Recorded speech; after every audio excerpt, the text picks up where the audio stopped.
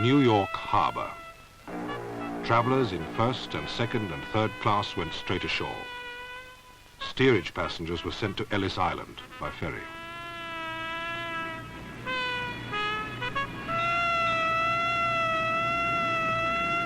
Ellis Island, built on a mudflat in New York Harbor in 1892, was created for the sole purpose of controlling immigration.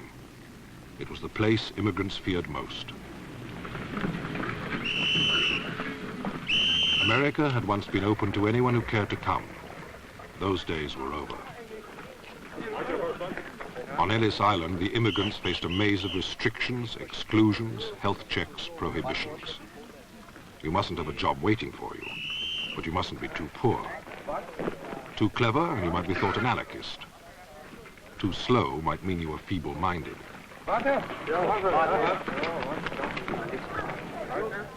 The island was only a mile away from New York City, the hardest mile of all.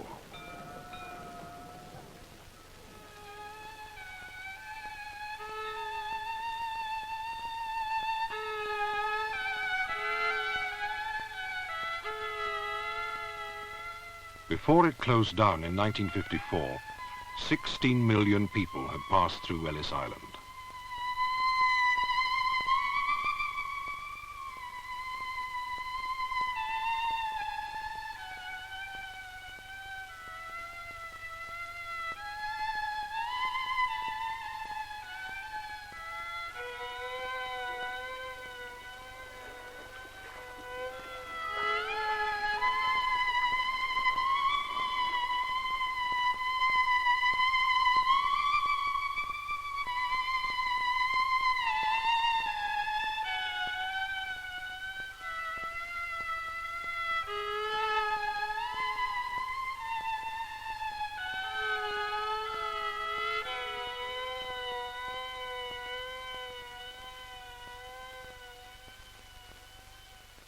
Ghosts of days gone by.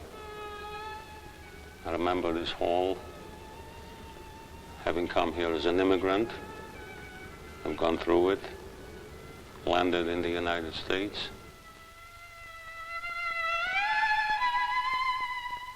Jack Auerbach came from Rzeszów in Poland when he was 18 years old. I can just visualize the tiers of desks up in the front down there, some railings going down the hall, people lining up along those railings to be examined and hear the fate. Are they coming in or are they going to be rejected? And of course, later on, as an immigrant inspector, I was one of those who was sitting behind the desk. The people online were in front of me. They were appearing before me. I had to decide whether they are entitled to land.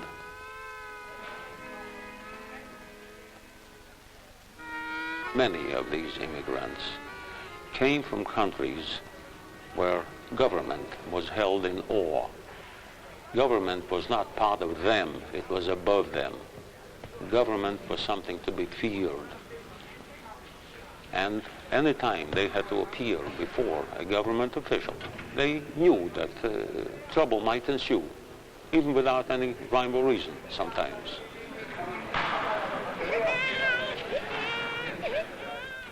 Basically, there was apprehension, always apprehension. They haven't stepped over the entrance door yet. They were still on the other side until their passport or landing card or whatever it was stamped with it, that wonderful word, admitted.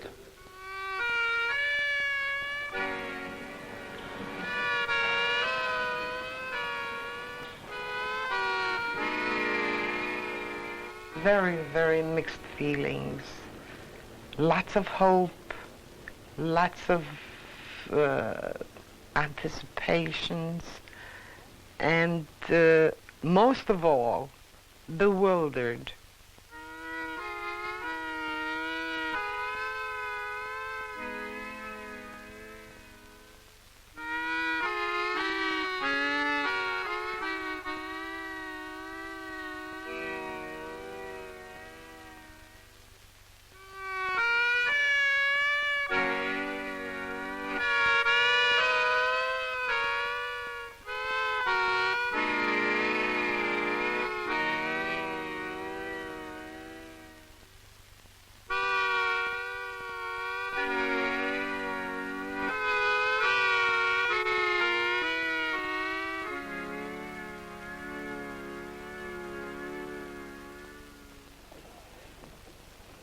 most of the men, they all had beards, long beards. And this, to me, this was, I don't know what the name of it called. I don't know how to describe them. America looked strange to the immigrants. The immigrants looked strange to each other. The women with capes and shawls, and everybody seemed so old. To me, I would say they were about 90 or 100. That's the way they looked to me. And some of them with, you know, a baby in their arms, but they just didn't look, let me say, human.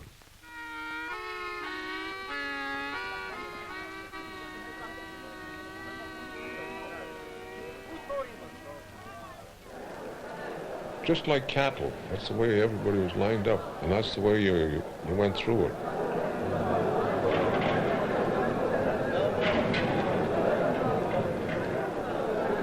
It wasn't well organized. There were interpreters, but one had to find them, one had to wait for them. You know, they didn't just meet you and courteously lead you to where you were going. It was just a madhouse, really.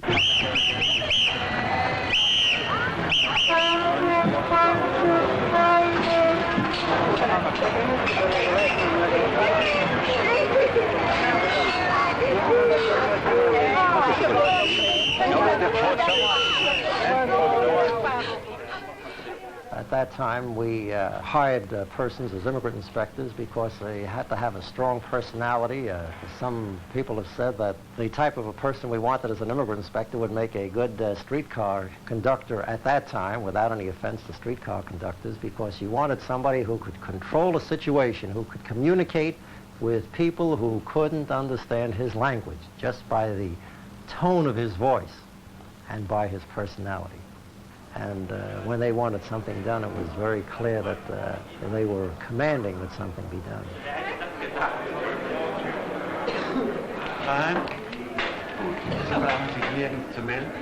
I do know that just as there are bigots in all sections of society, there of necessity had to be one or two in the immigration service too.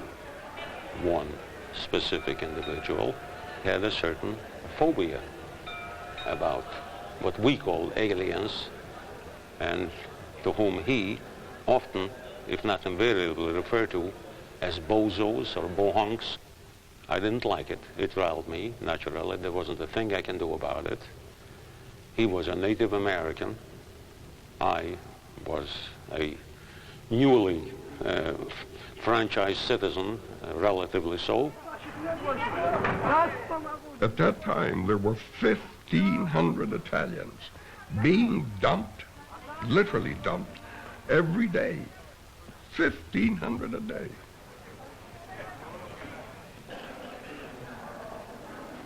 The final health examination. Meticulous, inflexible. Designed to keep out the infirm, the feeble-minded, anyone with a loathsome or contagious disease. Trachoma was a disease of the eyes, common in Europe. Immigrants feared this part of the examination most of all.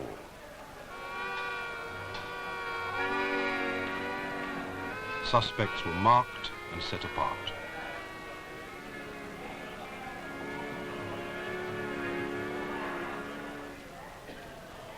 They undress you completely nude, put a sheet on you, and if they find you physically well, they just put you in a different room. And if they find something wrong with you, they put a cross on your back.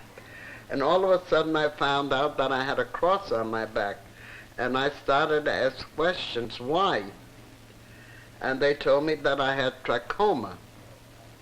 And they couldn't pass me. They would have to send me back. And of course, I was scared to death. But I told them I never suffered with my eyes. And I know that I went through a physical before I left Russia. They never told me anything about my eyes. Finally, they started examining me again. One doctor came, the other doctor came, about 3 doctors. And they said, it's not so. My eyes were perfect. And they finally decided not to send me back to Russia, because that would have been a terrible thing.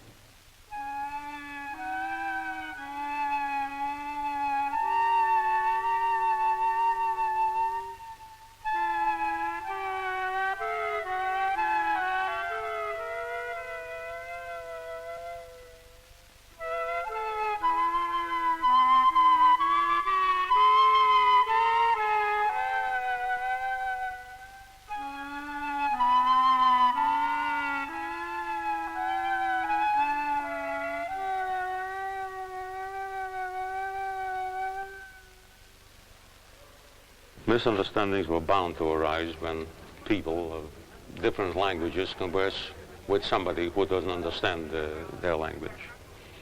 I recall one incident that happened to me. I was examining a Bulgarian woman, and in answer to certain questions, the interpreter would say yes, whereas the woman would move her head from left to right and back. And whenever she moved her head up and down, he would say no. And I stopped the proceedings and I asked the interpreter what happened. I saw the woman moving her head, nodding, so to say, and you gave me an answer no. Whereas when she moved her head from left to right and right to left, you said yes. They had a little talk together, and it says, well, she comes from a small part of Bulgaria, a certain rural community where that is the habit. For yes, they move their head sideways, and for no, they move their head up and down. They ask you questions. How old you are, where you're going to, and then another question, are you an anarchist? At that time, if you were an anarchist, I don't know how it's now. 65 years ago, this was a question, and you had to answer yes or no. If you said yes, I'm an anarchist, they can come into the United States. Of course, I told them I'm not an anarchist, but I hope I'll be a very good citizen for America. And I love America if I'll enter. A good many of the immigrant inspectors were of Anglo-Saxon American stock, to whom a Polish or a Yugoslav or a Greek name was Greek, and they couldn't spell it so well. When the name was given something as Brzezinski, a Polish name, which is spelled B-R-Z-E, Z-I-N-S-K-Y, he would say, why don't you make it Berzin? Or he would write down Berzin. And that was it. The man would go out. He's now Stanislas Berzin. Later Stanislas became Stanley, and instead of being Stanislas Brzezinski, he is Stanley Berzin, with American name. The mere change of a name was nothing to fluster anybody. The most important thing was naturally, the one thing that all these people had in their mind, getting admitted, getting to this golden land.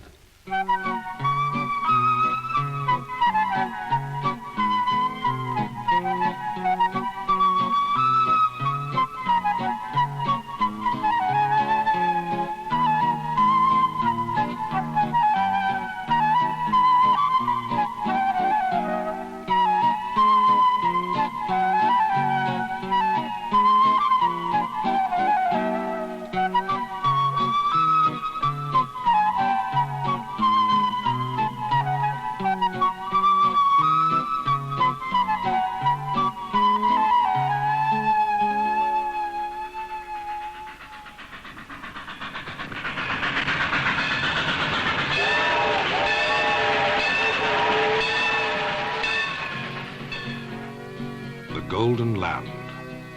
It was out there waiting.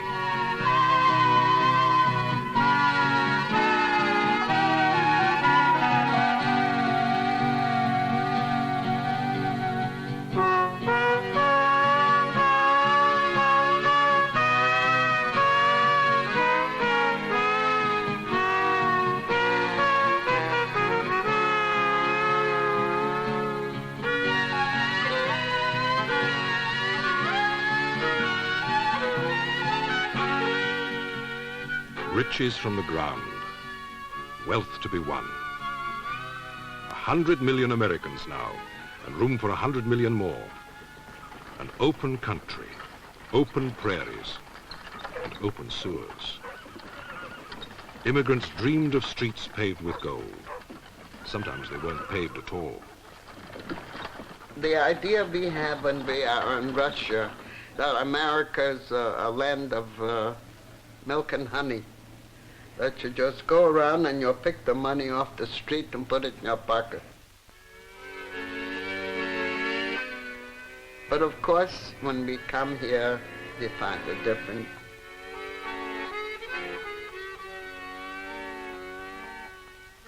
The cities were overwhelmed. By 1905, 1 million immigrants a year were coming, looking for jobs and shelter.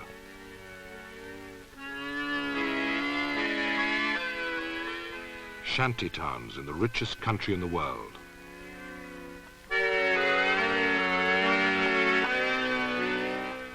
These were difficult years in American life anyway. Industrialization was beginning, urbanization, the cities were dreadful.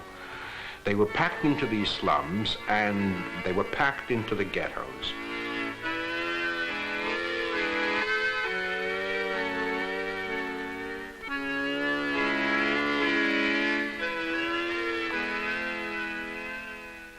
And sometimes there would be shifts. People would sleep in the daytime, and the same place would be used by somebody else to sleep at night.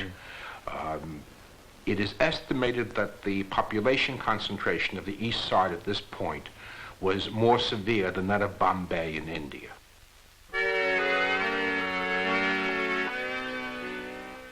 Nine out of 10 immigrants arrived in New York. It was all some of them would ever see of the Golden Land.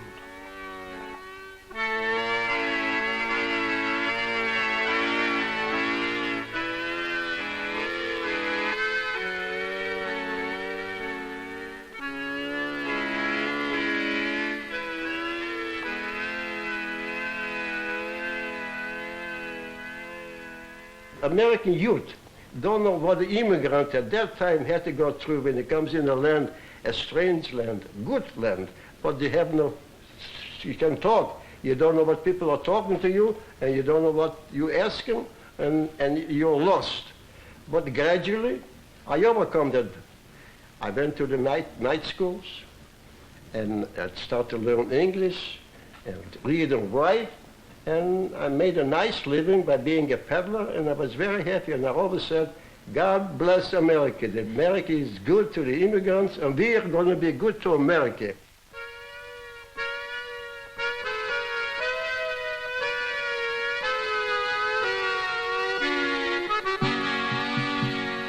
Immigrants were good to America. Immigrants were America. The giant cities, the great industries, immigrants were the fuel that made them run. In 1914, when the old world tore itself apart in war, Europeans could no longer come.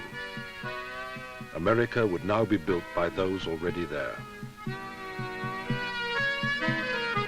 100 million people, each one an immigrant.